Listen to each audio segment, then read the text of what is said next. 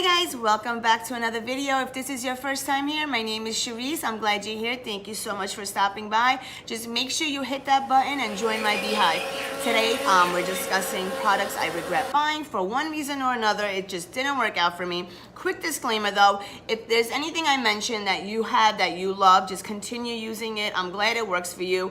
Maybe I'm not using them properly. Maybe it's just that my skin type is different than yours. So just keep that in mind. I might say something you don't like, or we all have different wants and needs. So let's get into the video. First thing I'm going to talk about is Anastasia Beverly Hills Stick Foundation. I love Anastasia. I love their brand. I love their eyeshadows, the eyebrow products. They're beautiful. But this did not work for me. I have oily skin and this broke down on my face. So when I put it on in the morning, by like afternoon, it was gone. I don't know where it went, but it also has patchiness. So you'll see one spot has it, one spot doesn't. And it really made me oily, which is strange because usually most of my foundations, I don't know if this claims to be matte foundation, but it tends to stay pretty matte for at least a few hours. This was oily and a mess and moving all over the place. And I did always set my foundation, so it's not like I didn't set it. So I don't know what happened there. But if you do have any suggestions, let me know on other ways I can use it. The next thing I'm gonna get into, I actually kept this in the box because I was going back and forth if I should return it or not, but now I just didn't, so I still have it, is the Farsali Unicorn Essence. So I don't think, I've heard, this is the mini one. There's a bigger one, which is a lot more expensive. I think this was 20 something, and the bigger one is like 54. I don't think this is a bad product because I've heard a lot of people say how good it is. I don't think it's meant for me because I do have oily skin. I feel like it really does nothing for me. It makes no difference. It's not like it's a bad product. It just doesn't do enough for me to justify the price and the cost. So you put this, on your face as a primer. I guess you can use it. And I don't see any difference between this and any other type of primer I have. It actually does less for me, so that's why it's still full, still in the box, because I was contemplating whether I should keep it or not, but it's been a minute, so it's gonna stay in my collection. I guess it's good for like comparisons, Next, this is something that it didn't work terribly. It's not a bad product. It works perfectly fine. I just don't like the price tag of it. And this is a Giorgio Armani. Is it Giorgio Armani? I think it is. Yes, Giorgio Armani Luminous Silk. It's the powder foundation. There's nothing, it's actually very smooth. It's velvety on your hand. I love the way it feels. I really just don't think the cost of this is, worth what you're getting. I feel like I could get a drugstore powder that works exactly the same. I'm just saving a ton of money. This was like 50 something dollars. It's a beautiful compact that it comes with, and it's beautiful packaging, and the color works good for me, and the product works great. It does what it's supposed to. It sets my foundation, and I use it to mattify my face when I need it. I just feel like it's not worth it. I could find something a lot cheaper and do the same exact thing. But like I said, the product itself is beautiful. It's just the price tag that is like, no. Going on, next thing I have here, I have a couple of highlighty type of things. The first one I bought a while ago, and it's still in like, drawers, because I like to compare it to other things that I have and see if they're like dupes or not. This is the Urban Decay Naked Illuminated. I don't even know if this is still on the market, but this is not for me. And let me tell you why. Look at, like, I barely touched it. You can see. This is literally, like, this is something I would wear. You can't even see that well. It's something I guess you would wear because I do like to put on my bronzer. I do like to put some shimmer to give it like a nice sun-kissy, glowy look. And this is something you could put over it. But this is so glittery that all you see is glitter. It's not a shimmer. It's not a fine shimmer. It's literal glitter chunks on your face that I don't like. That's not what I'm a fan about, and I don't care for it. So this is gonna sit in my collection because it's out of the packaging. It's been a while. I don't even know if this is still on the market, to be honest. I will let you guys know though. Yeah, this, I regret that too. Next, another highlighting, oh, I have two more highlighting things. This one, and I really love Stilla's Magnificent Metals. They have a lot of good products. This is also I left in the box because I wasn't sure I was gonna keep it. And this I have nothing against the product itself, it's the color. Because I have the Kitten Karma, which I love, it's beautiful. But this one is in the shade Transcendence, I'm sorry, Transcendence. And it's like a purpley shade, I can't, if you guys can see. It just doesn't work well for my skin type.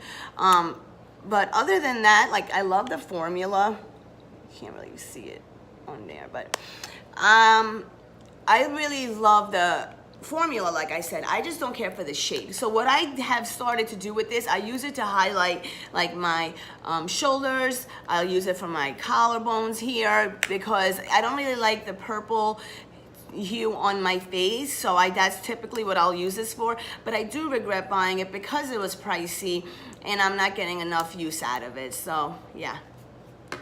Next up, we are going into another highlighter, and this highlighter I've heard nothing but great things about. And itself, the formula itself is beautiful, but my issues I have with it is the price tag and the way this colors look on my skin.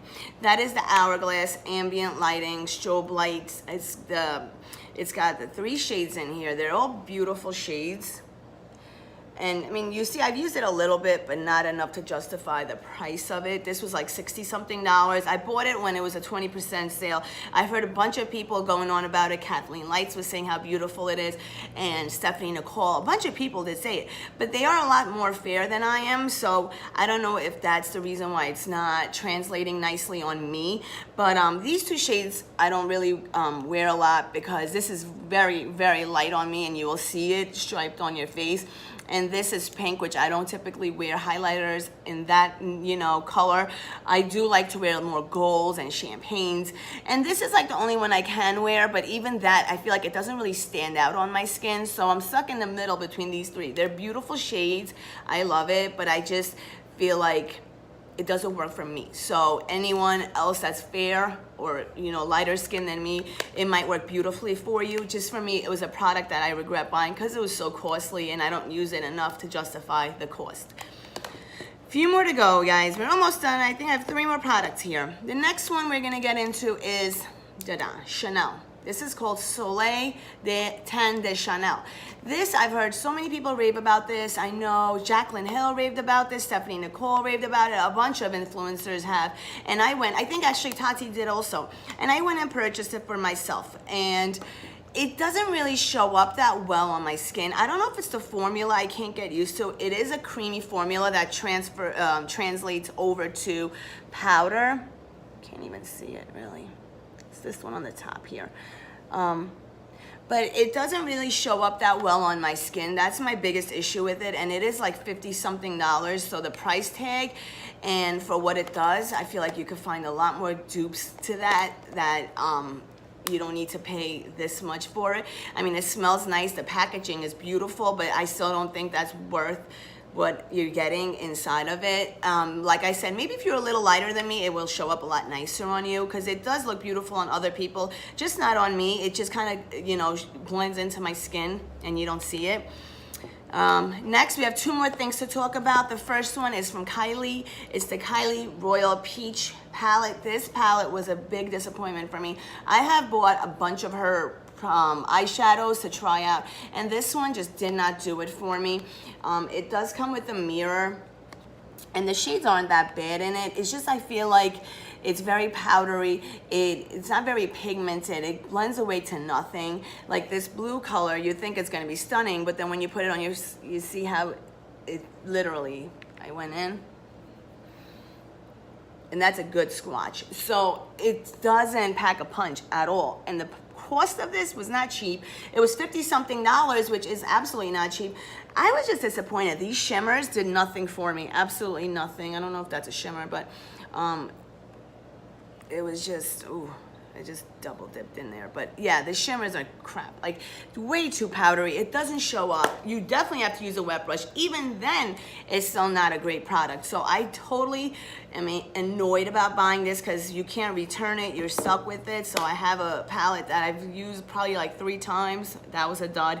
The next one, This is another eyeshadow palette, and I hate saying it because I love this brand. This is Marc Jacobs, and this is in the, I don't know if it's all of them. The one that I have is Provocateur, and I haven't bought any of the other eyeshadows that they have, but this one I kept in the packaging because I like to keep it in the packaging a lot of times. This one was I love the packaging, by the way. So sleek, so pretty, and it comes with this little cover. I've used this a couple times. You can't really tell much, but it's a nice color. It's a nice story to it, but it is very powdery. So what happens is once you put it on your eyes and you start blending, it literally disappears, like, and it comes like all puffy everywhere, so the colors don't stay where they're supposed to stay. It's not like a nice smooth transition to each other. It literally blends into a muddy mess. Every time I've used this palette, I ended up hating the look I used it with, and I just won't use it again, so it'll just sit in my collection. I'll, you know, probably revisit it eventually again to see if I can make it work. If you guys have any suggestions on what I'm doing wrong, I don't know what I'm doing wrong, but let me know. So that was pretty much all my disappointments, all the products that I regret buying because they were pricey, not cheap obviously, and they didn't perform well. I don't have an issue with paying a little extra to get a good product, but I do have an issue when I'm paying and I'm not getting anything in return for it.